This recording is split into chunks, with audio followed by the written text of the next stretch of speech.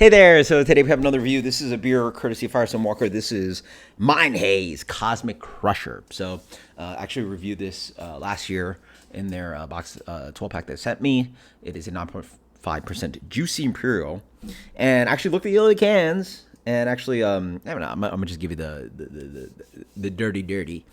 I reviewed this beer last year and I was like, something's up. And again, like people say, like again, beer advocates like, you don't know anything about beer. I knew something's up with this beer, and thankfully I looked at the little. You guys can't read that. You guys can't read that. It's so tiny. It's the Surgeon General's like warning and all this stuff. But it says in Imperial India Pale Ale, no space, with natural flavors, 9.5% ABV. So I did a review last year. I was like, something's up with this guy, and I found it has natural flavorings, and digging this guy again. Check it out. And they're still rebrewing it, so it's obviously pretty attractive. People seem to like it. So beer comes in a really nice kind of like a light to medium, light gold color. A little bit of like a medium-ish haze to it. Fluffy white head. I mean, that's exactly what I remember. It's like peach rings. It's papaya, pineapple, mango, peach rings. You ever go to the freaking supermarket or candy store, whatever that thing, you get the tongs, peach rings, like, you build your own thing. Gummy bears. It's so predominantly gummy bear candy, peach ringy candy thing. There's no like really true descriptive beer flavor to it. It's just like, honestly, it reminds me of the Force series that New Belgium does. So cheers. And with high alcohol too. I will say I haven't had one of those beers in a minute, but I will say this beer actually has a nice malt character to it. The jokey artificial flavor just like dominates the palate. But they use true hops in here. Like you look at the website, I think it's like Simcoe, Mandarina, blah blah. There is a true beer underneath this that really tastes probably pretty good, but it's hidden by this intensity of aromatic and the flavoring in this beer. Has a nice carb to it, wonderful kind of like light biscuity honey malt character, low in bitterness. So they are playing that game that New Belgium plays. But why this has to be 9.5? I don't understand. It's dumb drinkable. It's gonna get you smashed. Not really excited about that part, but yeah. I mean, it's a really good version of like some of those New Belgium Force beers. It would be like Peach Force, because they mentioned, I think they mention like mango or pineapple on the website, but for me it's like peach rings. That's really what I get.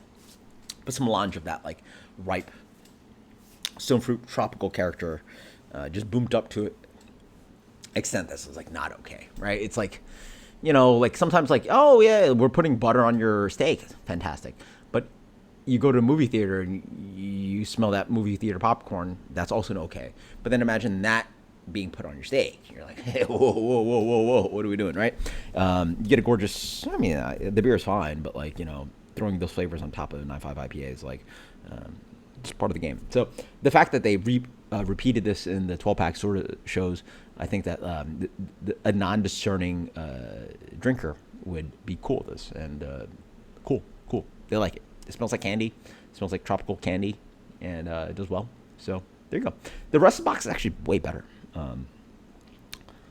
So I don't think I gave this enough disrespect. Sorry, Firestone Walker, but I looked it up. I gave it 88. This year, boom, 79. I'm going to drink it, but it's disappointing. It's just a little strong for me.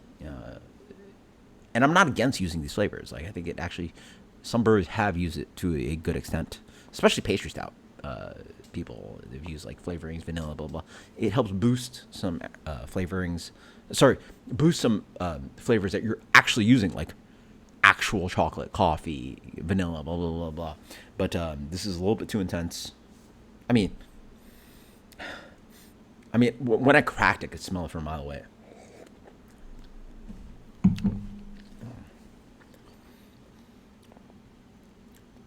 78. It's a little bit jokey. I think it's a little too intense on that flavoring aspect, and obviously, you guys know that the flavoring issue is one of the things I think is the. It is. Yeah, that is the biggest thing I dislike about like real about craft beer right now at the moment.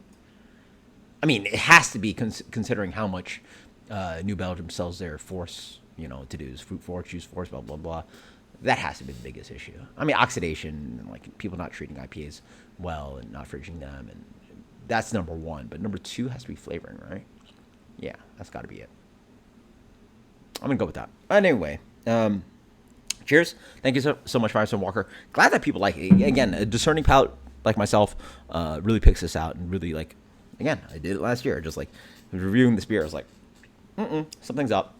But I would argue 8 out of 9 out of 10 people wouldn't figure it out. So until next time, cheers. Let me know what you think. Let me know if you're one of the people that could figure this out. Depending on the beers you've had, maybe not even specifically this, but have you had a beer where you're like, huh? Cheers, later.